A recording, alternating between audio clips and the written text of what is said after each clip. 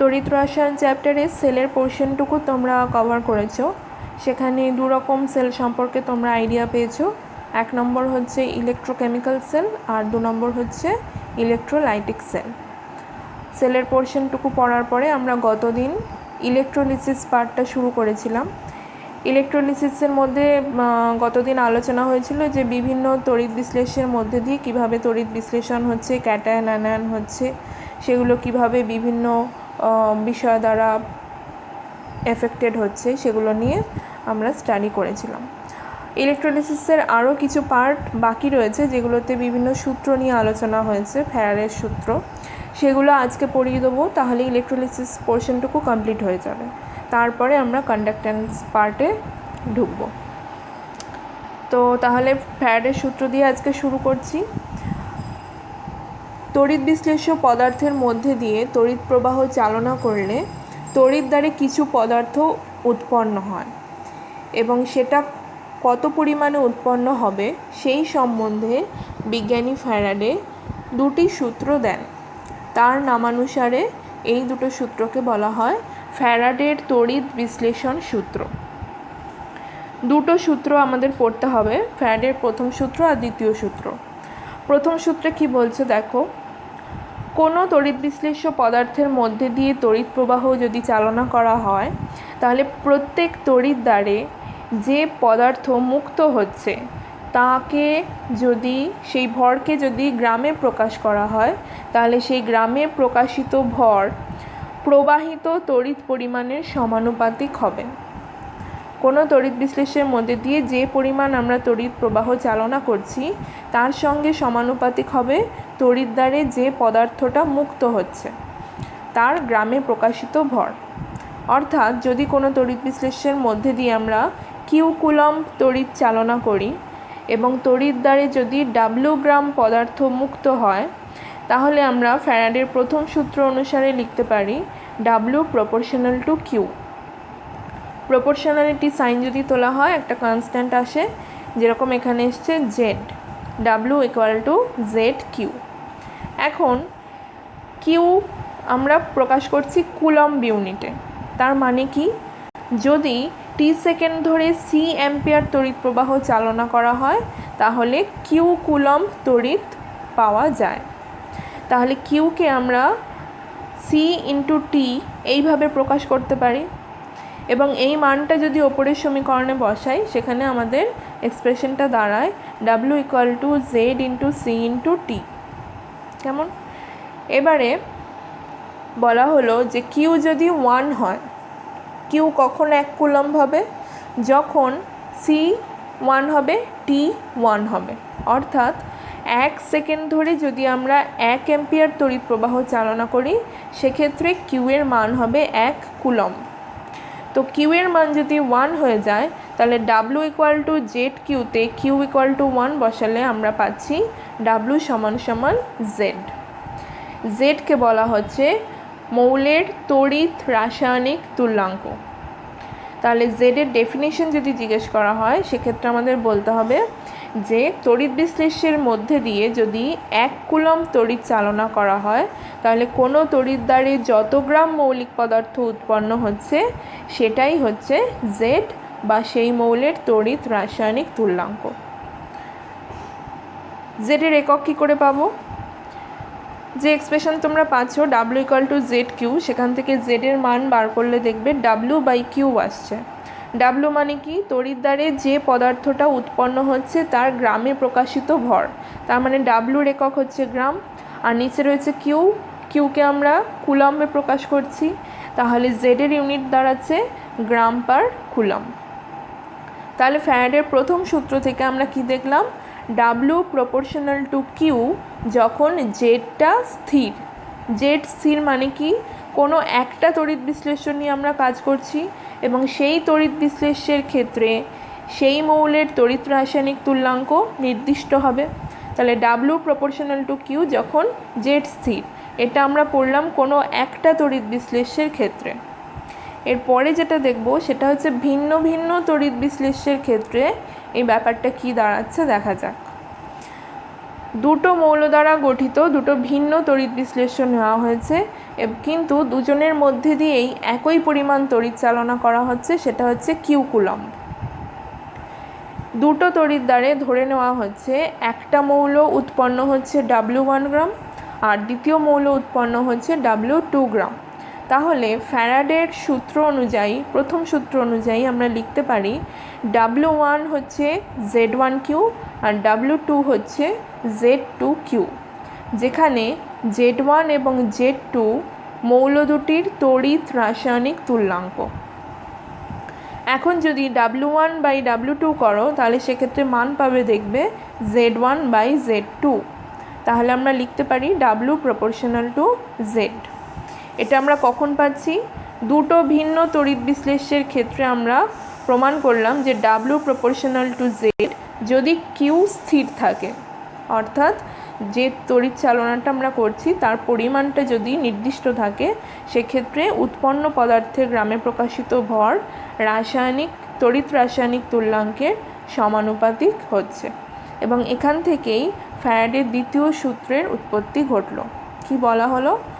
বিভিন্ন তড়িৎ বিশ্লেষের মধ্যে দিয়ে একই পরিমাণ তড়িৎ চালনা করলে ভিন্ন ভিন্ন তড়িৎ দ্বারে যে মৌল উৎপন্ন হয় তাদের গ্রামে প্রকাশিত ভর নিজের নিজের রাসায়নিক তুল্যাঙ্কের সমানুপাতিক হয়।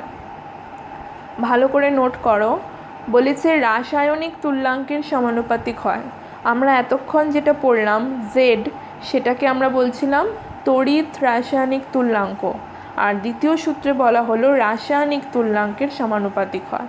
রাসায়নিক তুল্যাঙ্ক মানে হচ্ছে কেমিক্যাল ইকুইভ্যালেন্ট, যাকে ক্যাপিটাল ই দিয়ে প্রকাশ করা হয়। তাহলে এক্ষেত্রে কি হবে? ভিন্ন দুটো তড়িৎ বিশ্লেষণ নেওয়া হচ্ছে, A প্লাস B মাইনাস একটা আর একটা হচ্ছে C প্লাস D মাইনাস।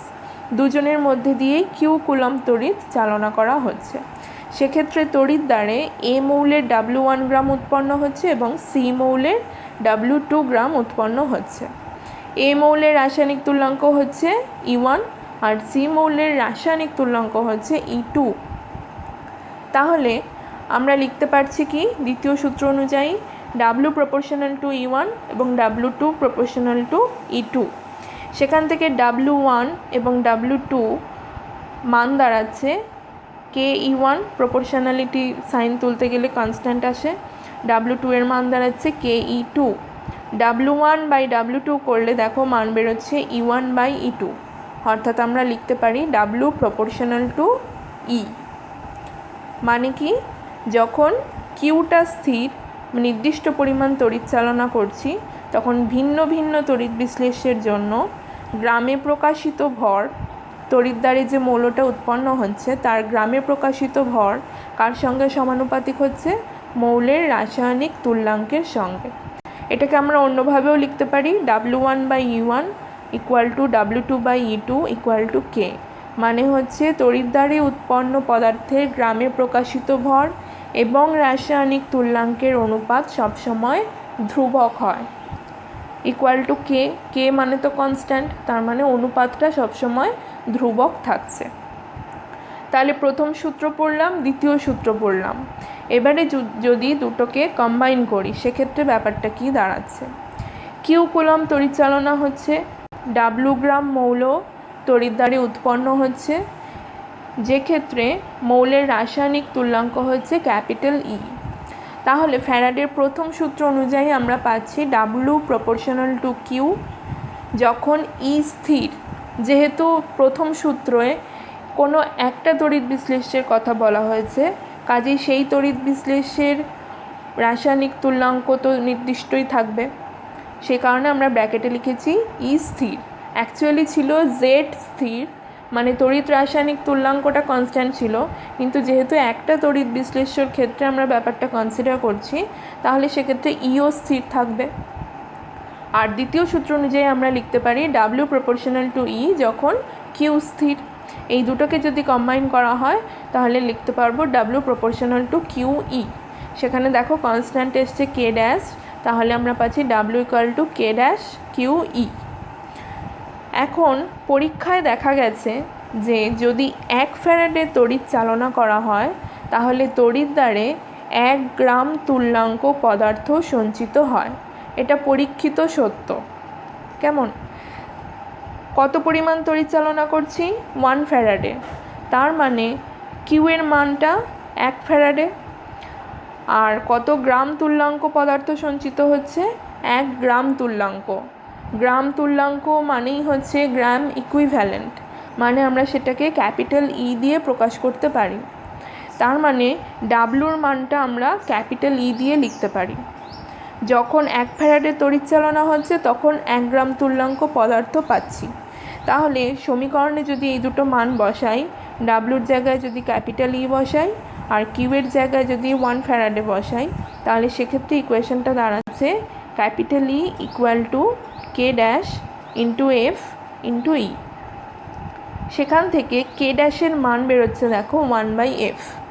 কে ড্যাশ হচ্ছে কনস্ট্যান্ট, এর মান কখনো চেঞ্জ হবে না। কাজেই কে ড্যাশের মানটা যদি আমরা ওপরের সমীকরণে বসাই, সেক্ষেত্রে আমরা পাচ্ছি কি W equal to Q E by F. এই যে ইকুয়েশনটা পেলাম এটা হচ্ছে ফ্যারাডের প্রথম এবং দ্বিতীয় সূত্রের সমন্বয় সূত্র। এবং ইকুয়েশনটা খুব ইম্পর্টেন্ট, কারণ এটা দিয়ে পরীক্ষায় অনেক অঙ্ক রয়েছে, অঙ্ক আসে, পরে পরে আমরা আরও অঙ্ক করব এই সূত্র দিয়ে। আচ্ছা, এখানে ফ্যারাডের দুটো সূত্র শেষ হলো, প্রথম আর দ্বিতীয় সূত্র।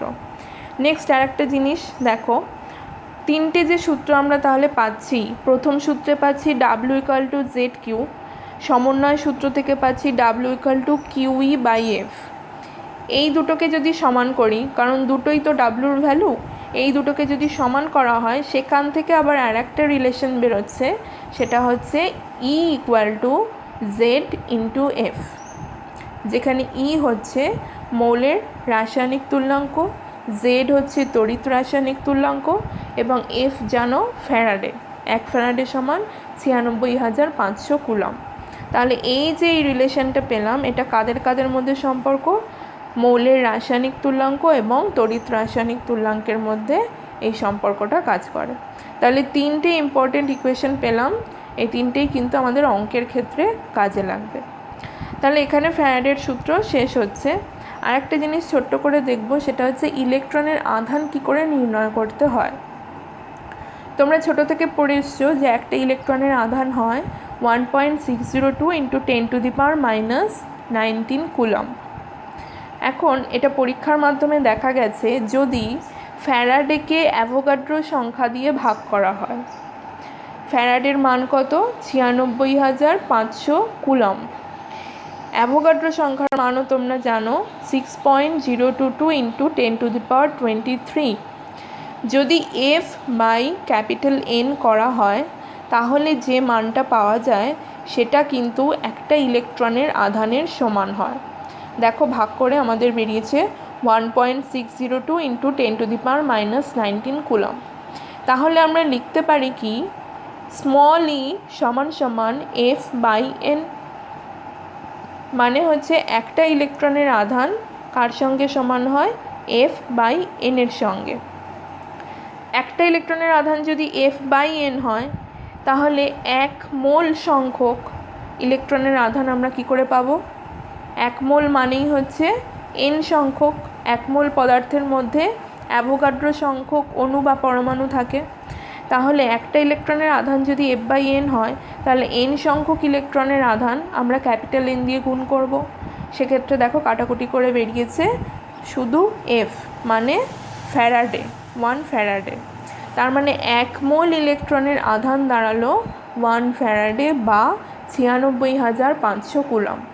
এটা মনে রাখবে যে 1 মোল সংখ্যক ইলেকট্রনের আধান হয় 1 ফ্যারাডে। এখন যদি কোনো আয়নের জন্য ইলেকট্রনের আধান নির্ণয় করতে বলে সেক্ষেত্রে আমরা কিভাবে ক্যালকুলেশন করব। দেখো প্রথম উদাহরণ রয়েছে Na+। Na+-এর মাথায় একটা প্লাস রয়েছে, তার মানে এখানে তোমাদের প্রথমে ভাবতে হবে যে কটা ইলেকট্রনের এক্সচেঞ্জ হচ্ছে।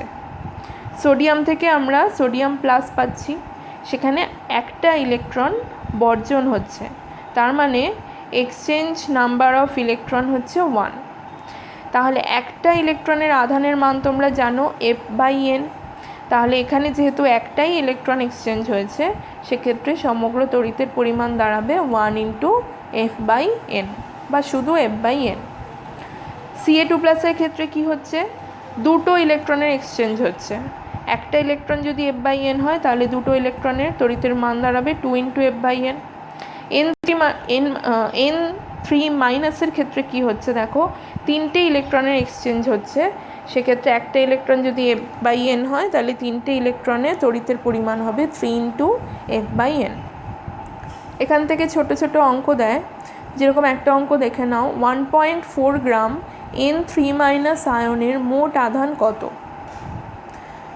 যে আয়নটা এখানে দিয়েছে সেটা হচ্ছে N3-, দেখেই বুঝতে পারছো যে কটা ইলেকট্রনের এক্সচেঞ্জ হয়েছে, তিনটে। তার মানে একটা N3- আয়নের আধান কত হবে, 3 ইন্টু F/n। একটা ইলেকট্রন F/n হলে তিনটে ইলেকট্রন 3 ইন্টু F/n। তাহলে এটা আমরা বার করলাম একটা N3- আয়নের আধান। সেখান থেকে আমরা 1 মোল বা 6.022 ইন্টু 10⁻23 এতগুলো আয়নের মোট আধান বার করে ফেলবো, N দিয়ে গুণ করব। আমার যদি 1 মোল আয়নের আধান বেরিয়ে গেল, 1 মোল আমি কোন পদার্থের বার করলাম, নাইট্রোজেন পরমাণু। এখন নাইট্রোজেনের পারমাণবিক গুরুত্ব তোমরা জানো 14 গ্রাম। যেহেতু 1 মোল নাইট্রোজেনের আধান বার করলাম, তার মানেই আমি বলতে পারছি 14 গ্রাম নাইট্রোজেনের আধান আমরা বার করলাম ওপরে। তাহলে 14 গ্রামের আধান আমরা পেয়ে গেলাম। সেখান থেকে আমরা 1.4 গ্রাম নাইট্রোজেনের আধান কত সেটা ক্যালকুলেট করে নেবো ইজিলি। সেখানে বেরিয়েছে দেখো 28,950 কুলম। এটা হচ্ছে F এর মানটা বসানোর পর 1 ফ্যারাডে সমান হচ্ছে 96,500 কুলম।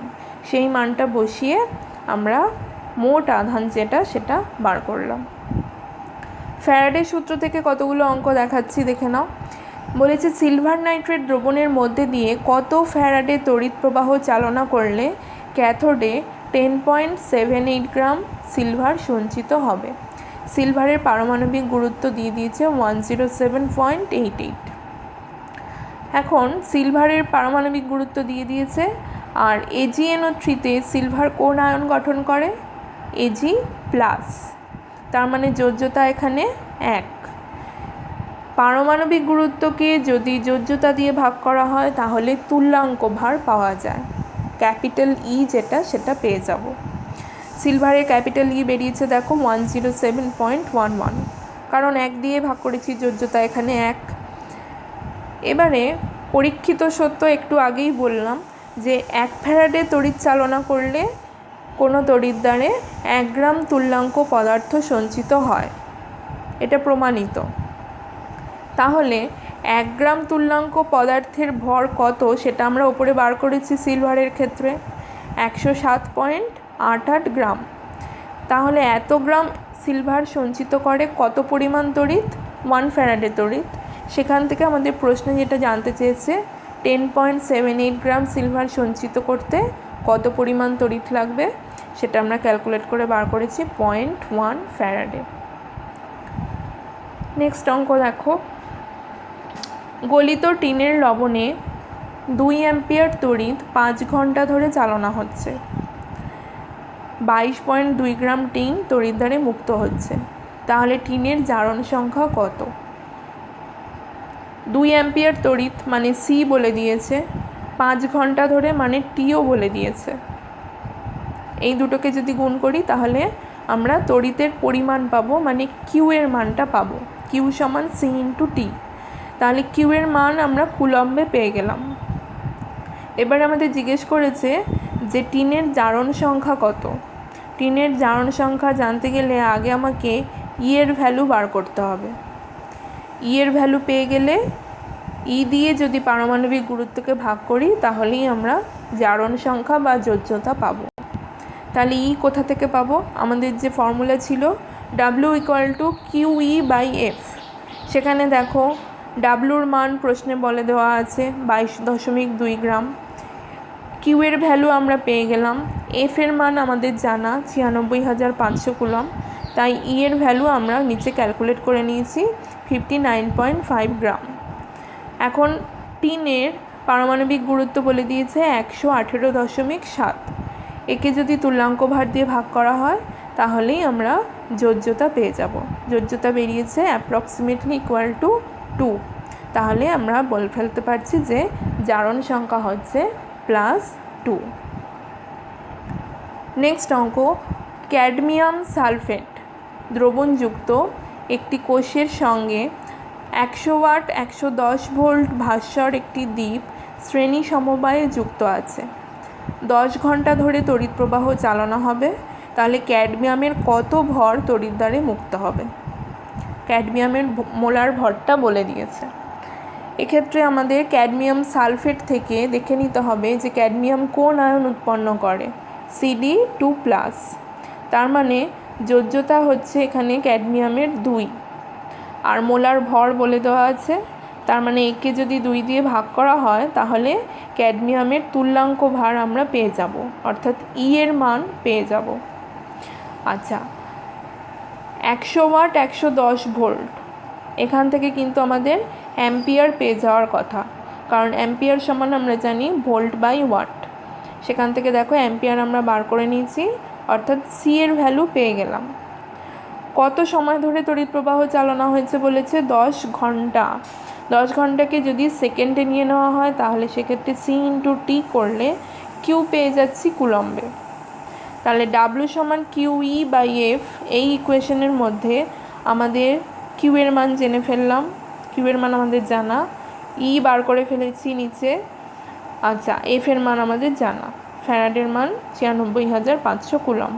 তাহলে মানগুলো পুট করলেই আমরা কত পরিমাণ ভরের ক্যাডমিয়াম তড়িৎ দ্বারে মুক্ত হচ্ছে সেই ডাব্লুর ভ্যালুটা পেয়ে যাব, 19.05 গ্রাম আনসার বেরিয়েছে। তাহলে এইরকম কিন্তু ফ্যারাডের সূত্র থেকে ছোট ছোট অঙ্ক আসে, একেবারেই ইজি। শুধু ফর্মুলাগুলো মনে রাখবে আর কিউ এর মান, ই এর মান, এইগুলো একটু বার করার কায়দাগুলো জানতে হবে। সামান্য একটু প্র্যাকটিস করলেই অঙ্ক খুব ইজি। নেক্সট আমরা তাহলে ইলেকট্রোলিসিস পোর্শন কমপ্লিট করে কন্ডাক্ট্যান্সে এবারে প্রবেশ করছি। কন্ডাক্ট্যান্স বা পরিবাহিতা।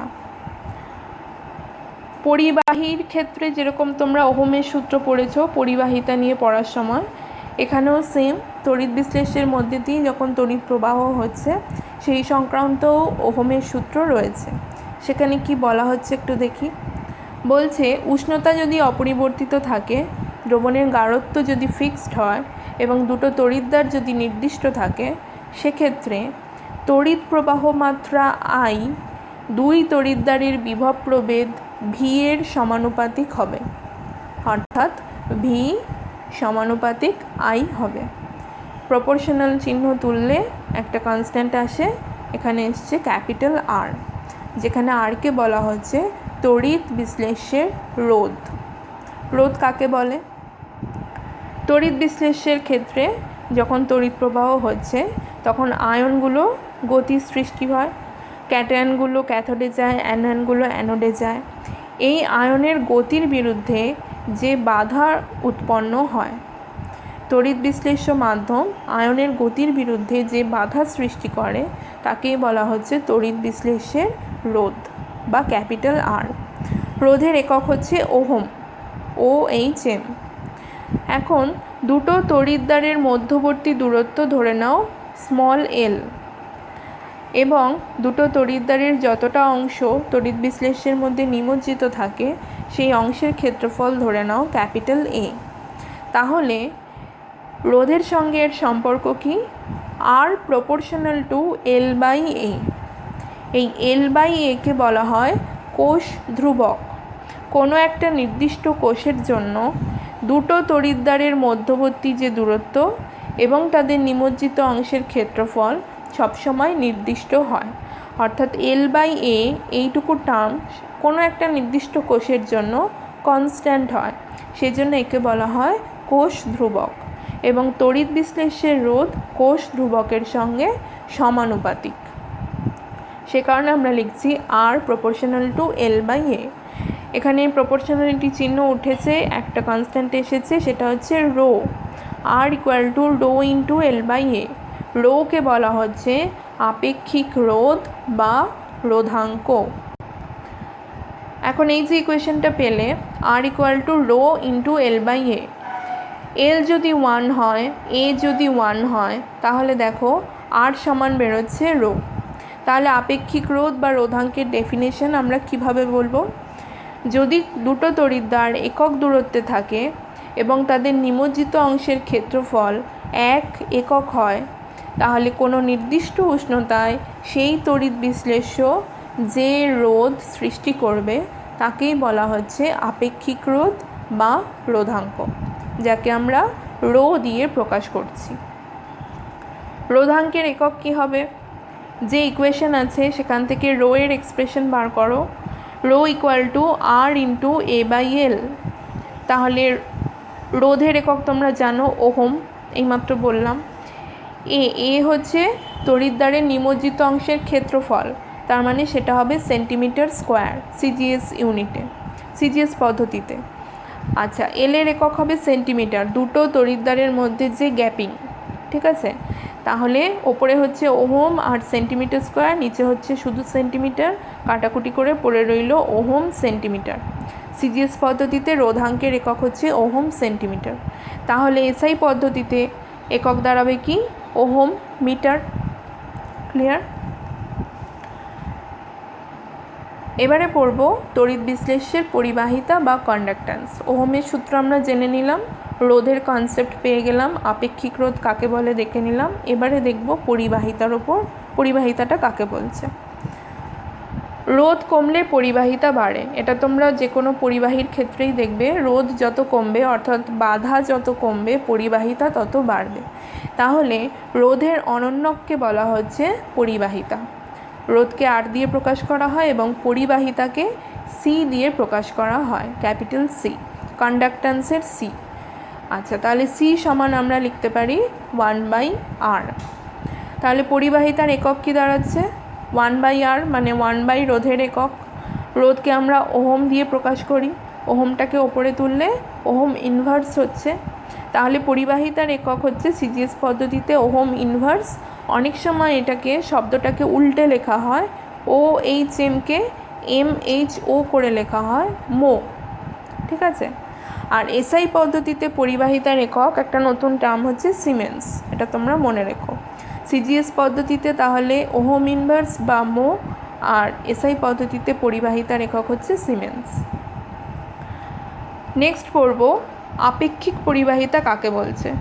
রোধের ক্ষেত্রে আপেক্ষিক রোধ পড়েছি, পরিবাহিতার ক্ষেত্রে আপেক্ষিক পরিবাহিতা বা স্পেসিফিক কন্ডাক্ট্যান্স কাকে বলা হচ্ছে দেখো।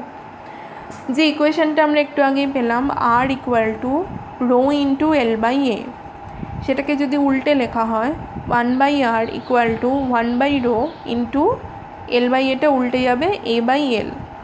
এখন 1/rকে আমরা কি বলি? পরিবাহিতা। রোধের অনন্যককে বলা হয় পরিবাহিতা বা সি। 1/rকে সি দিয়ে প্রকাশ করা হয়েছে, ইন্টু ইকুয়াল টু 1/রোকে কাপ্পা দিয়ে প্রকাশ করা হয়েছে, ঠিক আছে? রো যেহেতু কনস্ট্যান্ট, 1/রো তাহলে একটা কনস্ট্যান্ট টার্ম, এবং এটাকে যেহেতু কাপ্পা দিয়ে প্রকাশ করা হচ্ছে তাহলে কাপ্পাটাও একটা কনস্ট্যান্ট। কাপ্পা ইন্টু a/l, তাহলে কাপ্পার যে এক্সপ্রেশন পাচ্ছি সি ইন্টু l/a। এই কাপ্পার একটা নাম আছে, সেটা হচ্ছে আপেক্ষিক পরিবাহিতা।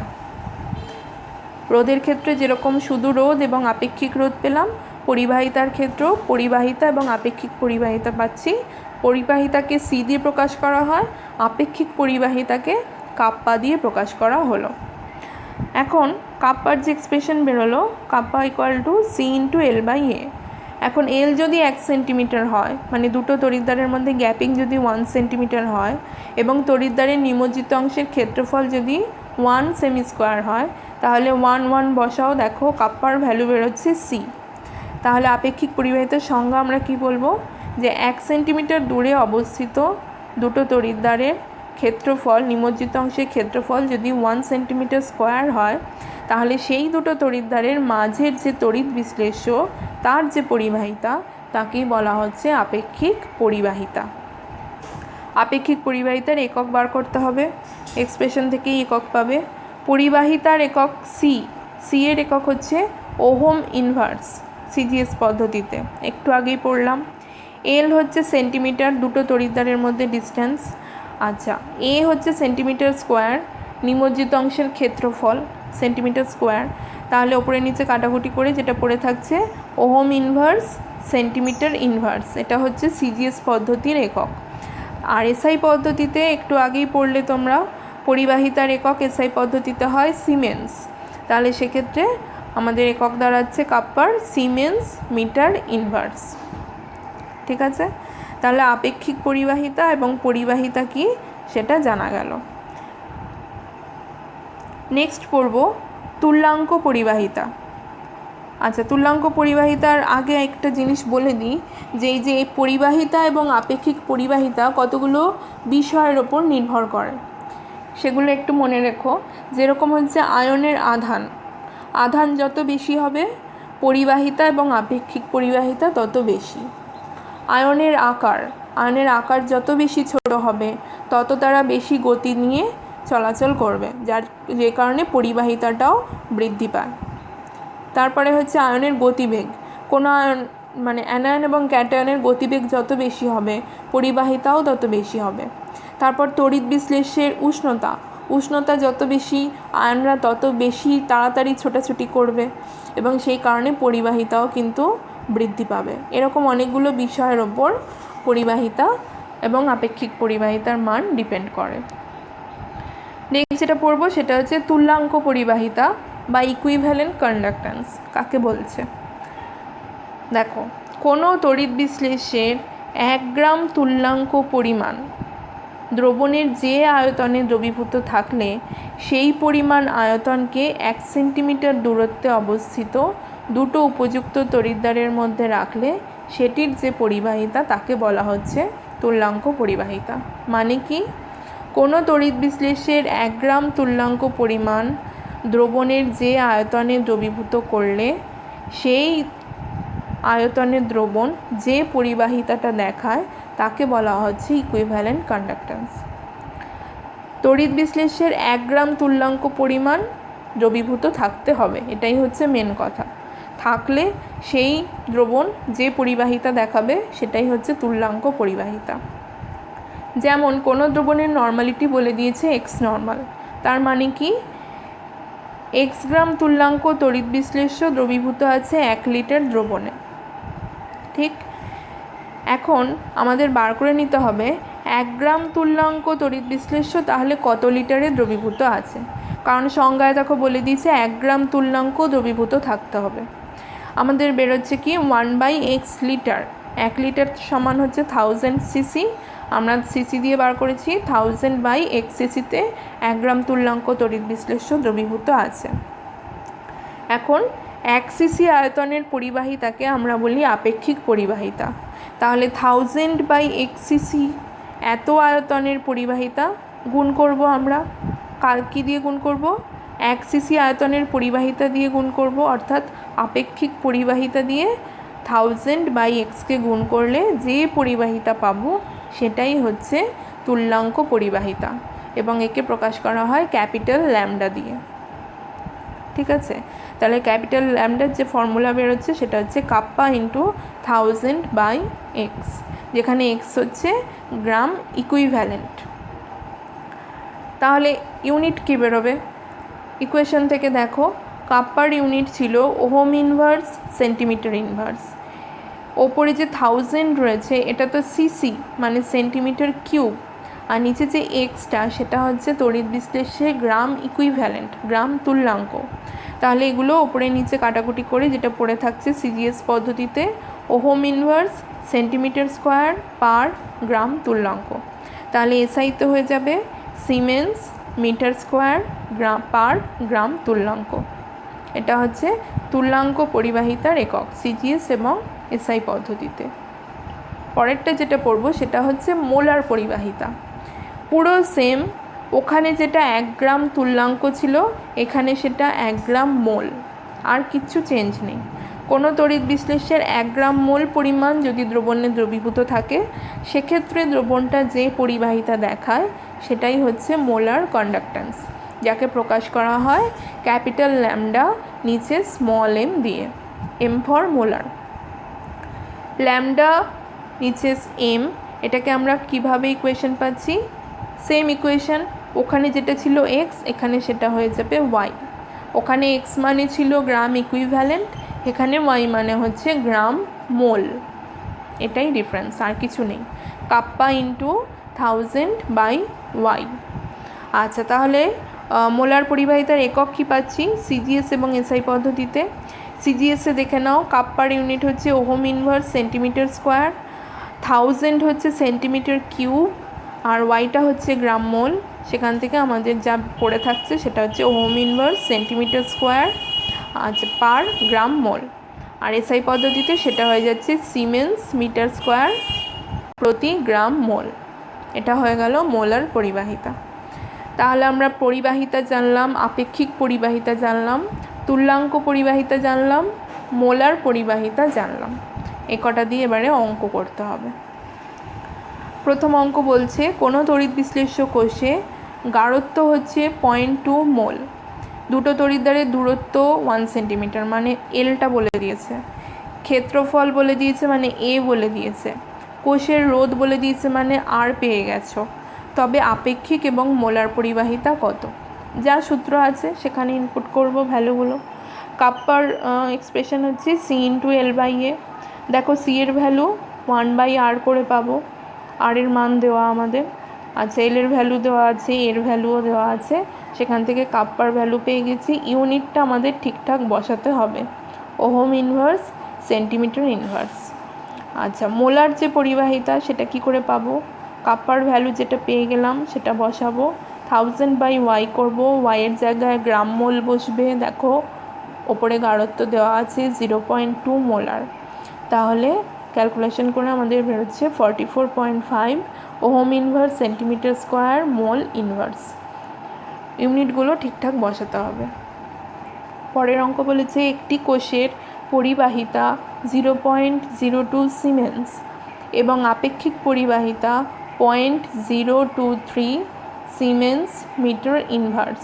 কোষ ধ্রুবকের মান কত? কোষ ধ্রুবক মানে হচ্ছে এল বাই এ, ঠিক আছে? তাহলে সি বলে দিয়েছে পরিবাহিতা আর কাপ্পা বলে দিয়েছে আপেক্ষিক পরিবাহিতা। সেখান থেকে আমরা জানি কি kappa equal to C into L by A, এটা ফর্মুলায় পেয়েছি। সেখান থেকে আমরা এল বাই এটা বার করে নিয়েছি। এল বাই এর ইউনিট মনে রাখবে, এল হচ্ছে, যদি ইউনিট মনে নাও থাকে, এল হচ্ছে ওপরে শুধু সেন্টিমিটার আর নিচে হচ্ছে সেন্টিমিটার স্কোয়ার, ক্ষেত্রফল যেহেতু, তাহলে যেটা পড়ে থাকছে সেটা হচ্ছে সেন্টিমিটার ইনভার্স সিজিএসে, আর যদি সেটা এসআইতে হয় তাহলে মিটার ইনভার্স। এখানে তো আমাদের সিমেন্স আছে মানে এসআইতে অঙ্ক হচ্ছে, তাহলে উত্তর হবে মিটার ইনভার্স। পরের অঙ্ক বলছে কোনো পরিবাহিতা কোষে 0.05 মোলার NaOH দ্রবণের রোধ বলে দিয়েছে 31.16 ওহম, 298 কেলভিন উষ্ণতায়। কোষ ধ্রুবকের মান বলে দিয়েছে মানে এল বাই এটা বলে দিয়েছে। দ্রবণের মোলার পরিবাহিতা কত? তাহলে দেখো মোলারিটি পেয়ে গেছো, মোলারিটি পেয়ে গেছো মানে হচ্ছে ওয়াই এর মানটা পেয়ে গেছো। আচ্ছা রোধ বলে দিয়েছে মানে আর পেয়ে গেছো, এল বাই এ বলে দিয়েছে। সেখান থেকে বলেছে মোলার পরিবাহিতা কত? মোলার পরিবাহিতার সূত্রে কাপ্পা জানতে হবে, কাপ্পার ভ্যালুটা আগে দরকার। তাহলে kappa equal to C into L by A, দেখো সবই জানা। সি এর ভ্যালু জানো না, কিন্তু রোধের অনন্যক করলে সি পেয়ে যাবে, সেখানে আমরা লিখেছি 1/r। সেখান থেকে দেখো কাপ্পার যা এক্সপ্রেশন বেরিয়েছে সেটাকে আমরা যদি মোলার পরিবাহিতার সূত্রে ইনপুট করি তাহলে কাটাকুটি করে যে আনসার আসছে সেটাই হয়ে যাচ্ছে দ্রবণের মোলার পরিবাহিতা। এককের জায়গাটা খেয়াল রাখবে, ohm inverse centimetre square mole inverse. তাহলে আমরা অনেক কিছু পড়ে ফেললাম আজকে। ফ্যারাডের সূত্র পড়ে ফেলেছি, সেখান থেকে অঙ্ক করে ফেললাম, আর কন্ডাক্ট্যান্স শুরু হয়েছে, পরিবাহিতা সম্পর্কে জানলাম এবং অনেক ধরনের পরিবাহিতা জানলাম, আপেক্ষিক, মোলার, তুল্যাঙ্ক পরিবাহিতা, এবং সেখান থেকে অঙ্ক করলাম। আজকে এখানেই অবধি রইল, আর কন্ডাক্ট্যান্সের বাকি পার্ট তাহলে পরবর্তী ক্লাসে আবার হবে।